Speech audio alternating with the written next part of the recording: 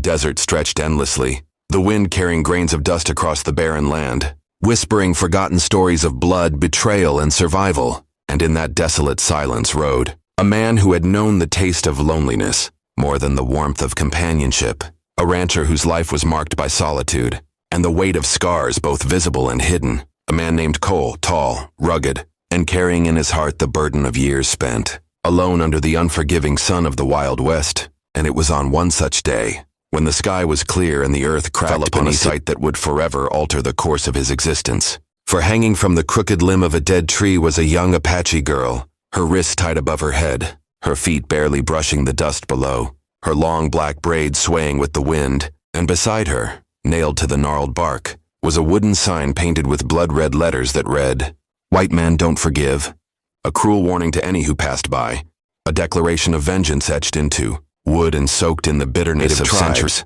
And Cole, tightening his grip on the reins, felt his chest tighten with both rage and pity, for though he had been hardened by years of ranch work, cattle rustlers, and gunfights, he was not blind to injustice, nor could he ride past cruelty without feeling it claw at his conscience. So he spurred his horse closer, his eyes scanning the horizon for any signs of ambush, knowing well enough that such a display might be a trap set by vengeful men. Yet something in the girl's stillness, the fragile curve of her frame, she was alive, and without hesitation he swung down from his saddle, his boots crunching against the sand, his hand reaching for the hunting knife strapped to his belt, the air thick with tension as he cut the ropes from her wrists, catching her limp body before she could collapse, his arms cradling her as though her lips cracked from thirst, her skin marked with bruises that spoke of torment. And Cole muttered beneath his breath, "You're safe now, girl. Safe with me?" Though he knew safety was a fleeting word in the desert, where bullets traveled faster than mercy. But still he carried her to his horse, lifting her gently into the saddle before climbing up behind her, steadying her frail form as they rode toward his ranch. His mind a storm of questions. Who had left her there?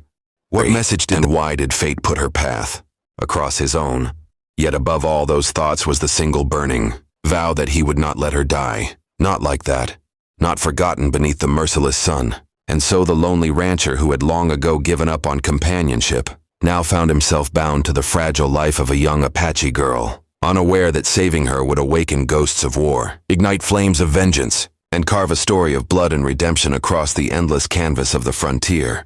And as his ranch came into sight, words in her native tongue, words Cole could not understand but felt deep within his bones, like a prayer, like a plea, and he knew that whatever storm awaited them, their fates were now bound together. Two souls against the unforgiving West. And as the sun dipped low on the horizon painting the desert in fire and shadow, Cole whispered to himself, "Maybe forgiveness ain't something we're given, maybe it's something we fight for," not knowing that the girl's past carried secrets darker than the night, and that the blood on that wooden sign was only the beginning of a reckoning. Breathing grew steady. She could not yet speak.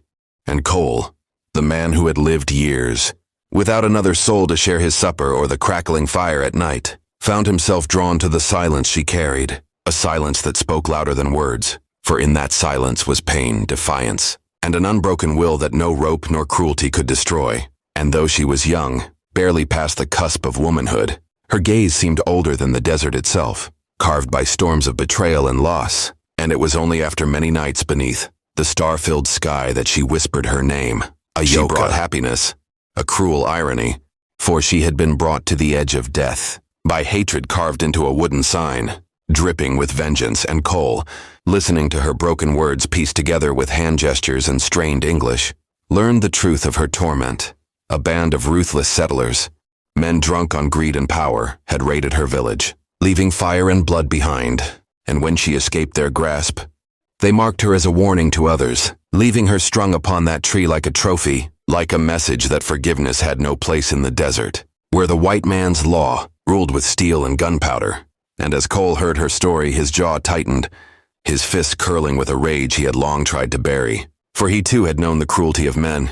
Years ago, bandits had stormed his land, taken his wife and unborn child, leaving him broken and alone. And now, staring into Iyoka's eyes, he felt the first time in years, the embers of his heart burned with purpose, not just for himself but for the girl fate had placed in his path. And so he made a vow etched not in words, but in the steel of his revolver and the strength of his will, that those men would pay, and forgiveness, though written on the wind, would come in the form of justice delivered by his hand. And so began the journey that would drag them both through fire and blood, across towns filled with whispers and saloons stinking of whiskey and gun smoke, where Cole hunted down names, faces, and trails, each clue dragging them closer to the devils, who had strung Ahyoka to die beneath the sun. And along the way, though their bond was forged not in ease but in struggle, the rancher and the girl found in each other something neither had dared hope for: companionship, a family stitched together by destiny. And when bullets flew and men tried to tear them apart,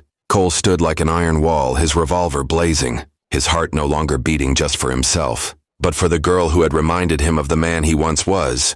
And Ahyoka, though scarred, learned strength not just in survival but in the fire of revenge, her voice steady as she guided Cole to the truth of the men who hunted her people. And in the final showdown, when the dust rose and the sun burned high, Cole stood in the center of a forgotten town. 6 guns aimed at him, their laughter dripping with cruelty. But at his side stood Ahyoka, no longer just a victim but a warrior in spirit. Her presence a reminder that forgiveness was not weakness but strength.